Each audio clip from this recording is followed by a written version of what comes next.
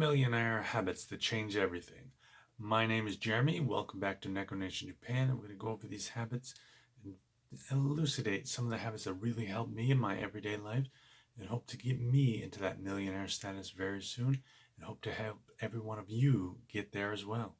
My millionaire habit number one, write it down. I have this nice little notebook here I try to keep with me all the time. I keep any hopes, dreams, aspirations, anything I can think of that'd be interesting to do or something to come up with that may be good to remember later. Write it down in here. I try to review it every once in a while and kind of clarify my thoughts and get them a little bit clearer every time I do it. I think it's been really helpful for me and just planning out my everyday. I also keep just on a regular little sticky note, my to-do list. I try to get that to-do list done every day, and then if something doesn't get done on that day, it's the first thing I tackle on to next day's to-do list. This is really interesting. It's when you have your free time, when you're not at your job or grinding or taking care of kids and all of that, you want to try do something that's productive. So you want to have a hobby that could also produce something productive for you, maybe work on a skill, maybe produce something you think maybe sell in a later time, all kinds of different things that are kind of productive. You really want to work and increase your value, kind of increase your value add whenever you're doing something you're adding to others, whether that's be at work, you then just increase it little by little, and you'd be surprised how much you can get done. Just a little bit every day, week, month, year, and vast improvements. All right. Number 3, have some time to yourself. Bill Gates, famous for this, he has his Think Week. So he takes this week off every year and just devotes that for his deep, heavy thinking. Now, you might not be able to get that, but maybe you can set aside 5 minutes every day or an hour every week, something like that. Just go through and think, what is it you want? What do you want to do with your life? What is it, goals you want to set for yourself? What goals you want to set for you and your family? All kinds of different things that just take some time and clarify exactly is what you want and exactly where you should go to get that what you want. And with this time to self and kind of clarification, I've really instituted meditation, a daily meditative practice. I want to increase my meditation daily to maybe twice a day, something like that. I've heard a lot of people do really great with that. I know it's been helping myself out tremendously. With that, we're on to number 4. Number 4, schedule. That's number 4. Schedule. You want to write yourself down a schedule. You want to work out what you have to do during each time, maybe block schedule. Like every 30 minutes, you say, okay, I'm going to work on this for 30 minutes. I'm going to do this, play with kids, do laundry, whatever you have.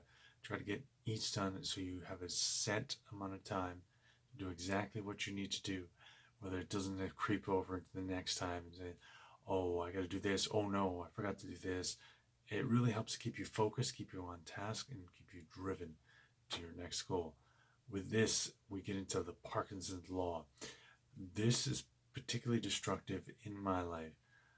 I know it's basically the law that states you will fill, basically Parkinson's Law states that you will expand the work to fill the time allotted to it.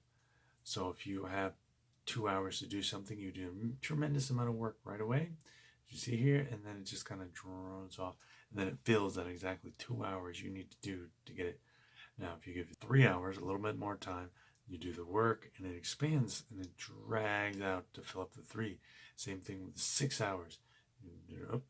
And just longer you get for it, the longer it takes. Whether it be months, years, however it is, you got to get shorter timetable and intrinsic rewards on everything. Whether that's you get to go work out, you get to have fun, take some time to yourself, do whatever you got to do. You got to have a little bit of intrinsic reward in something to get yourself a little value and motivation into doing it, and try to avoid Parkinson's Law. It completely wrecks everything if you fall into this trap. Good. This one I've been working on and definitely need to further my goal with this. Networking. A network with people that you're looking to be. This is what you want to do. whether that's real estate moguls, real estate magnates, just somebody that has some real estate and they run it really well. It's a nice place. Whatever it is, you want to get around your circle, your 5 influences that just kind of increase your day, increase value you have. Make sure you offer something to them and they have something to teach you. Also, try to never pay for it. And sometimes you can't really avoid it in that, but try never going out there to pay. Say, oh, can you be my mentor? Yeah, 10,000, whatever. You don't need to pay. You need to find somebody that wants it. You can offer something to them. They offer something to you. It doesn't have to be monetary. Just time, attention, whatever skills you have, whatever you have to do. Number 6, a little bit on financial on this. Don't live above your means. Keep your costs low. You can save as much as you can. Invest that into either real estate, stock market. Really the two that you should be looking into at the moment. Learn your real estate, learn your stock market. When you're stock market, if you just want to be in it, you don't really want to get into it, maybe put most of your money over in real estate. Do index fund, low cost index fund. Do not and never buy a mutual fund that has stupid high fees. The amount it sucks out of you is ridiculous. I've learned so much about it. I am really, really opposed to mutual funds. It's ridiculous the amount of fees they have. Just 1-2%, and then you have the annual fee on that, and then you have a few hidden fees in here.